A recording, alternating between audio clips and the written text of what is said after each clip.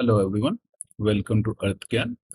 Today we are going to talk about how much will my child's college education cost. This post and this video essentially talks about how to estimate your child's undergrad or postgraduate college degree. Now, college degree has essentially two main costs.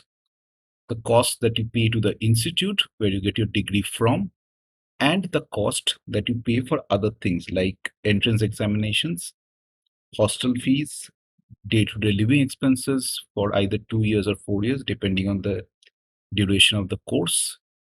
Any costs for industrial training or project work in the third or fourth year, and even setup costs when you join your job at the end of the degree. So we'll consider all of that.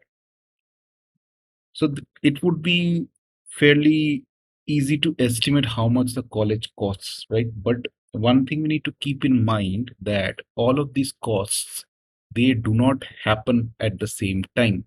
For example, the admission cost is something that will happen in the beginning of the course.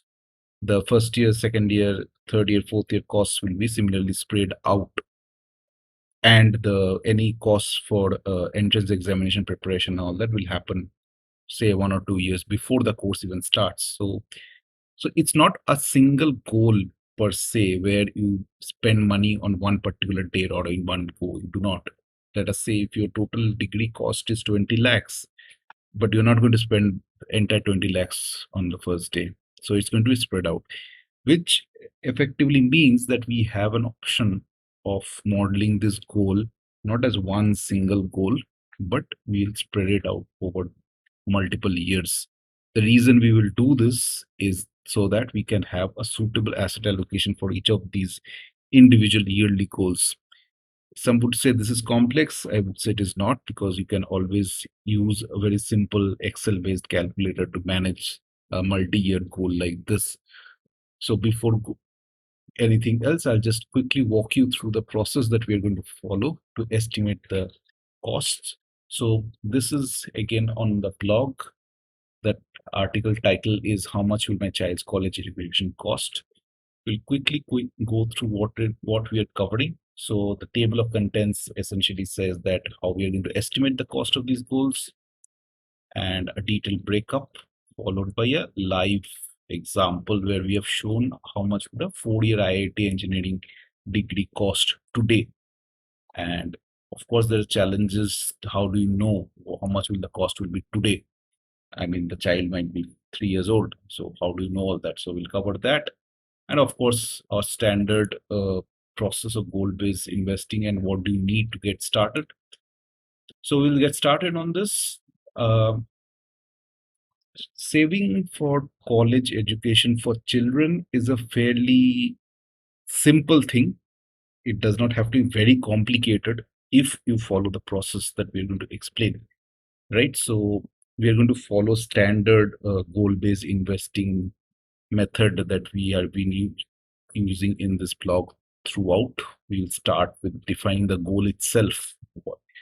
So why are we saving? How much do we need? And all those details. So what we need first of all for a goal that we are not going to save for is the purpose. So why we are saving, so that it is very clear it is child's college education. That could be undergrad, that could be masters, that could be PhD, etc. So that has to be defined, and then we move on. Next is the priority. Priority is always a tricky thing, right? I mean, I we can say that we want a child to go to Harvard, but we see that if we are going to save for other goals, like retirement and house purchase and vehicle purchase and foreign trips and everything, we will not have enough investable surplus in a month to save for the college goal. So unlike other goals like retirement, which is has to be saved for, I mean, you can't take a loan for retirement, right? But you can take a loan for college education. We have covered this in a separate video and in a separate article, and I'll touch upon that briefly. Next is the time horizon for the goal. This is when the degree will actually start. So it will obviously depends on the current age of the child. I mean, the goal that you save for a 10-year-old will be very different that for a 5-year-old, or a 1-year-old, or even somebody who's going to college next year. So how you're going to save for all of these situations is going to be entirely different. So we need the horizon of that goal, and that horizon is fairly set in stone. I mean, degree starts at say age 17 or 18 or whatever. So the next is effectively what we are going to cover in a bit more detail in this particular aspect, in this particular article or video, is today's cost. How much does it cost today? And this is what we're going to cover, right? And briefly, I'm going to mention about inflation. So inflation increases the cost of the goal over time. We all know this. The value of things, the price of things increase over time. Whatever cost say 10 rupees 2 years back now costs 15 rupees, so that's inflation, and we need to factor that in. The question that would arise obviously is what would be the inflation applicable. So for education we can safely assume that the inflation will be around say 10% and not less than that, because there are multiple factors involved. So apart from institute fees that we touched upon earlier, there would be hostel fees, entrance exam fees, and living expenses. So all of that, so we would assume 10% to be on the safe side. Another reason 10% is chosen because it's a convenient mental shortcut.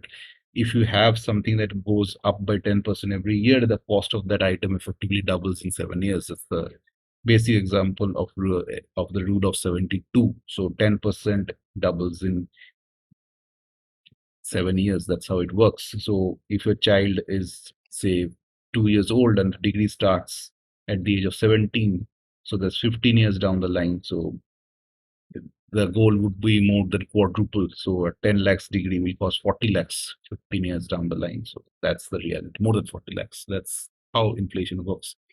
Right. So we're going to touch upon, so I've already mentioned that getting a degree is a multi-year exercise. So we're going to split that degree into these particular costs. So entrance exam, admission, right? Plus you need cost of laptop, flight tickets, train tickets, or whatever, setting up the hostel and all that. And then you have semester-wise fees, hostel, etc. Then internship costs, third year, fourth year, and then again at the last we have the setup costs. Once you start the job in a new city, you want to set up a house, you want to do all that. That will require some money, so we'll consider that as well, right?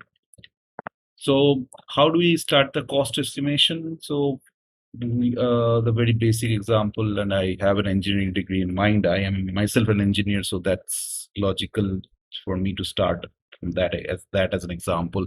Obviously, the other degrees would have something similar, but just follow along. So we are going to start with the entrance examination. So the entrance examination itself is fairly cheap, as we all know, but the if you are doing a specialized course to prepare for it, that will obviously cost a lot of money. And depending on the course and the type of entrance examination, for example, IIT entrance examination, the course will be fairly expensive, and that money would be required over some period of time. So that's that.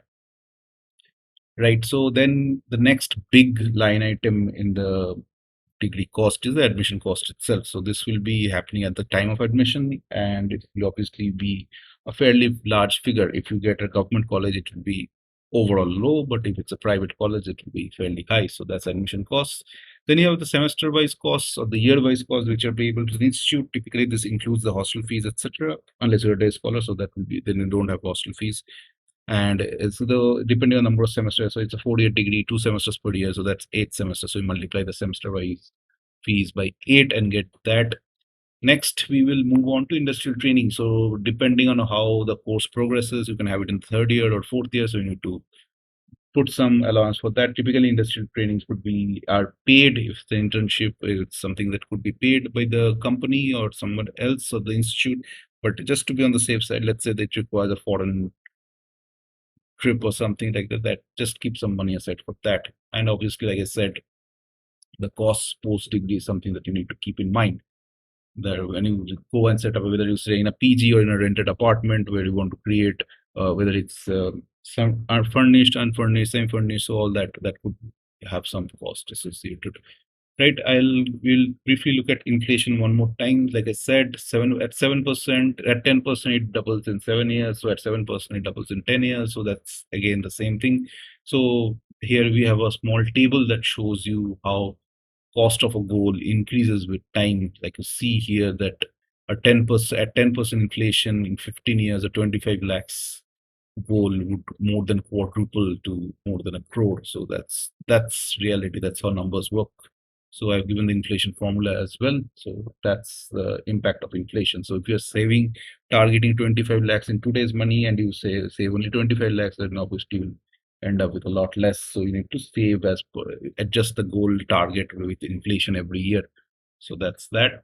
Next is the our worked out example. So we have taken a 4-year IIT engineering degree costs starting from entrance examination, then fees payable to the institute. This has been taken from the IIT Bombay website. And so around 10 lakhs is payable to the institute itself. So that's that. Then your personal expenses, industrial power training, and all that together, we come up with a certain figure that we are going to now save for in today's money, right? And we see that if we plug that into a calculator, we get uh, in our own calculator, Excel-based calculator, we are going to end up with an SIP of around 19,500 per month. So that's where we come from. So this is a screenshot of the Excel calculator. I'll just open it briefly and show it to you. So it has all those costs that we mentioned, and it total adds up to 16 lakhs in today's money. Mind you, again, saying it again, that this is today's money. It has to be adjusted for inflation. So we have assumed that the child is like 3 years old today, and the degree starts at the age of 18. So that's why you see UG admission plus year one 15 years from now, while the entrance examination is marked as 13 years from now. So you start at class 11 for the entrance exam. So this is our standard Excel for planning, and we'll the link is there in the screenshot. You can see the link in the article itself.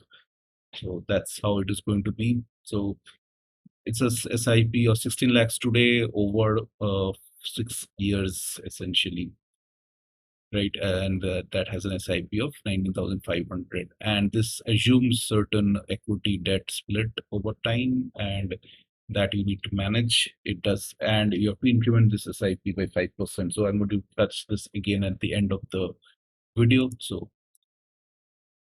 here I'm going to talk about the challenge in identifying the degree beforehand. So we might say that I have a 1-year-old, or how do I know?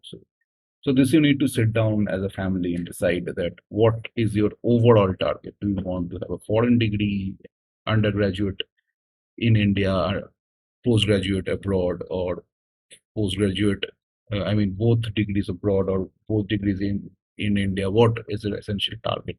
So more than the stream, this is going to be a big factor, right? So Indian degrees might cost 20 lakhs, foreign degrees might cost 80 lakhs. So you need to decide that today as a family, and you need to, that is why you need to know your existing goals very, very well, so that you know exactly how much you can spare for this goal. Unless you have that clarity, it will be very difficult to start saving. So that's something that you need to decide as a family, right? Here we have some sensitivities. So basically, I'll just quickly show what is this. So I'll start with the 4-year degree. So age of the child here, let's say they have a 10-year-old today, and the degree costs 30 lakhs today. So the 30 lakhs, 10 years is 44,700 is the SIP that I need to save for the next 8 years effectively. So that's what this table shows. So you just look up the age of if your child, and look up the cost of the degree today, and it will show you how much you need to save. So the next table, so this is the first table, the second table is same, but for postgraduate degree. So again, on the age of the child and the cost of the degree. So here you will see higher numbers because postgraduate is typically supposed to be more expensive. So that's how it is, right?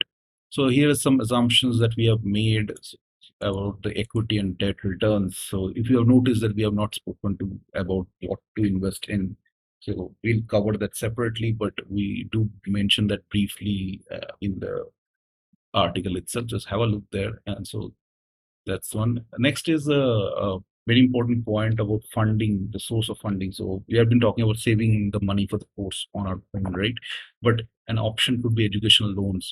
Two reasons why we prefer, we give a recommendation for education loans. Education loans, depending on the institute, can be available fairly easily.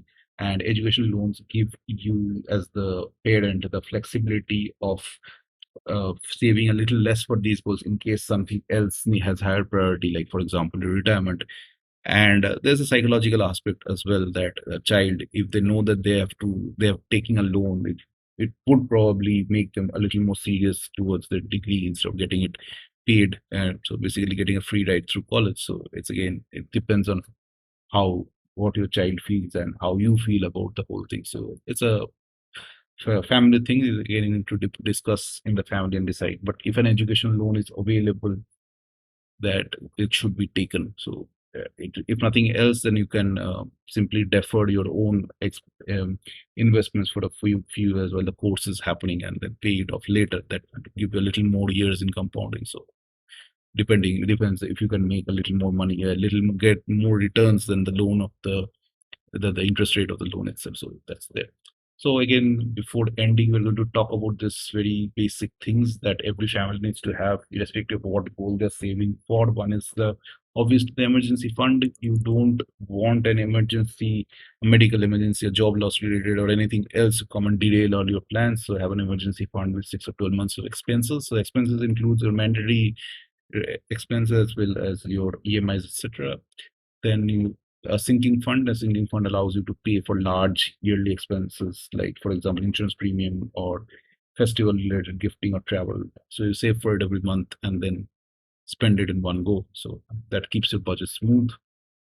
The third item is that obviously a term insurance policy. If you don't have a term insurance, then your, not only your dependents will be in trouble when, if your income suddenly stops, but your goals will also be unfulfilled because there will be no money to save for those goals. So you need to have a term insurance policy. The next is obviously a health insurance policy for the whole family.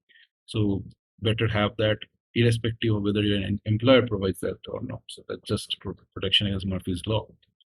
And lastly is not having high interest debt like credit cards or personal loans. So if you have such debt, pay it off fully before you start investing, because obviously the rate of interest of those loans will be a lot higher than what you can reasonably expect from investing. So the loans are obviously having guaranteed interest rates, while investment is uncertain. So we should always pay off high interest rate loans first, except home loan. Home loan is lower, but credit cards and personal loans have to be paid off before you start investing. There's no point investing while you have credit card debt, right? And of course, we have covered this point that once you start investing, you have to repeat this whole process every year. Again, that's what it means is start with the goal amount, then you decide your asset allocation, and then invest accordingly. And then do a review and rebalancing. Though all those parts are covered, and don't make the usual mistakes about which interrupt to compounding. That's all covered here. So that's effectively what we wanted to cover today. So I hope everyone is having a good day. So if any of you have any questions on this particular article, you can obviously email me. There's a simple form here. You can send me a quick email. You can do that, or there's we have this Excel-based calculator that you can use, so that covers everything, including children's school, children's education, or that retirement. Everything's covered in one place, and you can use this online calculator. So that is also there. That here, I'll just show you to you very quickly. So you select college education for child, you select how much you need every year. Let's say your cost is, let's say, 20 lakhs a year for 4 years. So that's how it is. Inflation may be higher at around 10%. Let's say you're starting from scratch. You don't have any money to invest for this course starting today. So you don't have any money already saved. And your child will start this goal 15 years from now. So this is a SIP. So 96,000 almost. And it will show you how much to split in equity and debt. So that's the basic thing. So the same assumptions regarding SIP increment of 5% every year, all that is present here. This post, there is a link as well, which shows you how to choose funds for investing. Where should you invest? So all that is present. What funds to choose, equity funds, debt funds, etc. So all that is covered. So that's effectively it. And we can find more articles on children's education on the site itself. So if you go up, you can see this tag, it says children. So it has a few more articles about children's education, which you can read. And that's it. Thank you very much. Have a great day ahead.